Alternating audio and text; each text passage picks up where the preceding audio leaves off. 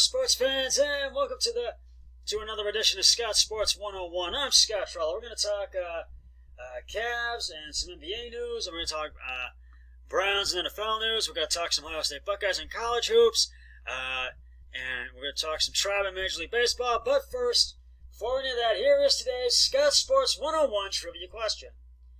In the 2000s decade, which team other than the Yankees won 2 World Series? I'll have the answer later in the podcast.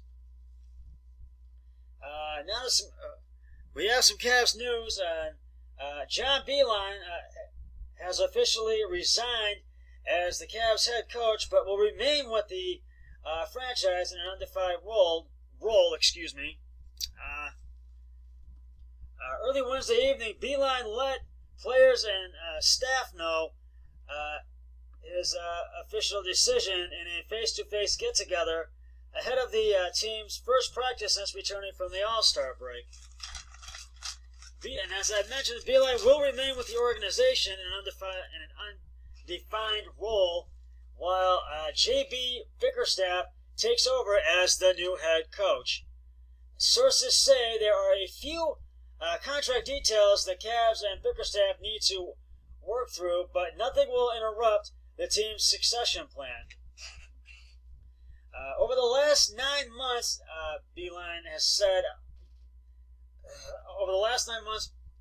I have given my all to this organization, but after much reflection, I have decided that it is best that I step back and resign from my position as head coach of the Cleveland Cavaliers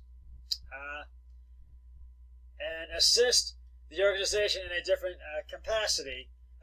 Beilein said in a statement, I am very grateful to Dan Gilbert, Kobe Altman, and the entire Cavaliers organization for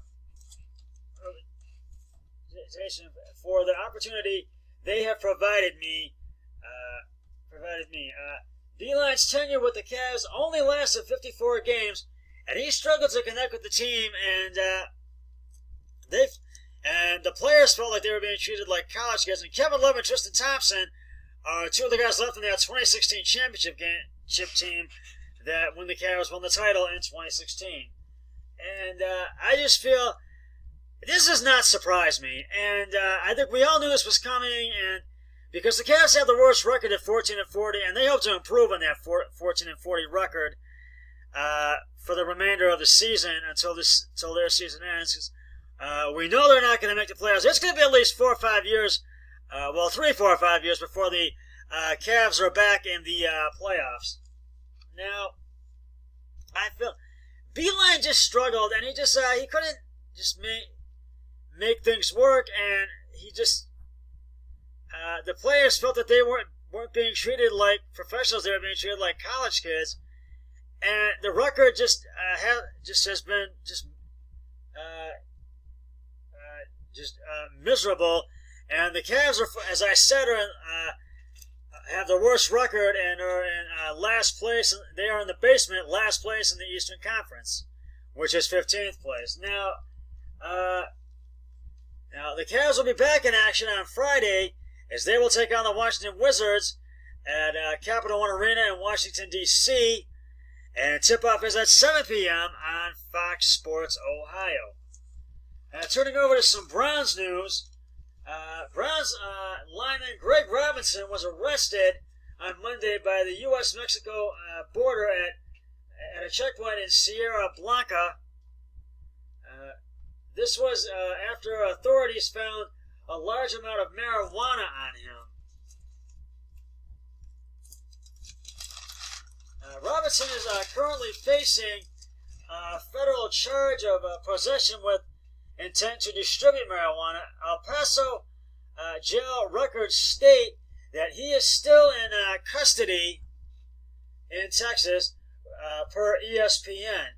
The Browns have also made it known that they have no intentions to re-sign him for the 2020 season. Prior to his tenure in Cleveland, Robinson was with the Detroit Lions for 1 season in 2017. This comes after the Browns brought on Kevin Stefanski as their new head coach and Andrew Berry as their new general manager. And Robinson did have some decent numbers with the Browns, but they weren't like what we thought they were going to be, and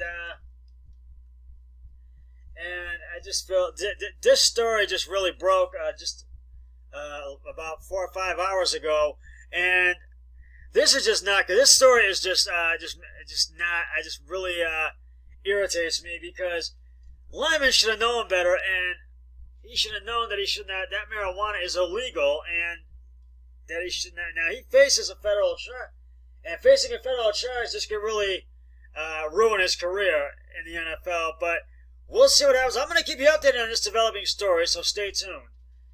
Now moving on to Ohio State college basketball and college hoops. The Buckeyes will be back in action tomorrow night as they will take on the Iowa Hawkeyes at Carver Hawkeye Arena in Iowa.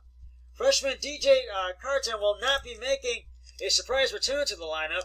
The freshman guard and native of Bettendorf, Iowa, has missed the past 5 games while taking on an indefinite leave of absence to address what he has described as mental health issues. Now,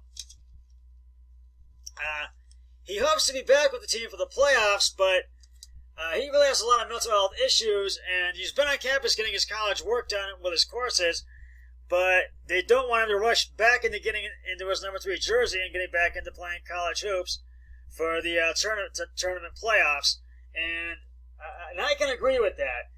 And he's really been having a lot of issues, and he's been talking to a therapist, and he's been really just really trying to really get some help with these issues and really get himself back into the lineup. He was named Freshman Player of the Year on December 23rd, so we'll see what happens with this story, and I'll keep you updated on that. Tip-off for tomorrow night's game between the Buckeyes and Hawkeyes game is at 7 p.m. on ESPN. We'll get to the Tribe in just a moment. Actually, no, I will do that. We're going to get to the Tribe right now. Excuse me. The Tribe will play their first Cactus League game of the exhibition season as they will take on the Cincinnati Reds at Goodyear Ballpark in Goodyear, Arizona. Jeffrey Rodriguez will be the Tribe's starting pitcher against the Reds on Saturday in place of Mike Clevenger, who was out with an injury. And he was going back and he was in the rotation. He was rotating. He was actually rotating and was a reserve pitcher and was rotating when Mike Clevenger was injured last year, and also the same thing with Corey Glover and Carlos Carrasco last year. So I think this would be a good start for Jeffrey Rodriguez. This would be a good opportunity for him. And first pitch is at 3:05 p.m. I'll have my final thoughts in just a moment, but right now, it is time to reveal the answer to today's Scott Sports 101 trivia question. In the 2000s decade, which team other than the Yankees won 2 World Series? And if you said the Boston Red Sox, you are correct. None of the others listed went to a World Series in the decade. The Yankees began the decade with a 2000 World Series win against the Mets. Then closed the decade out in 2009 against the Phillies. The Reds defeated the Cardinals in the 2004 series, then the Rockies in 2007. Manny Ramirez was the MVP in 2004, while Mike Lowell won it in 2007. And I'll have another trivia question on my next podcast, so stay tuned for that. Now, getting back to the Cavs and John Beilein resigning as head coach, as I've said before, this comes as no surprise, and to me, and I know a lot of other Cavs fans and the players, and I think we all saw it coming, because Beilein had been struggling with the team, and he gave it his all, but he does thank them for the opportunities. But I just feel I think he made the right decision to part way with the Cleveland Cavaliers as their head coach. So we'll see how JB Bickerstaff works out, and because they need a coach that has experience.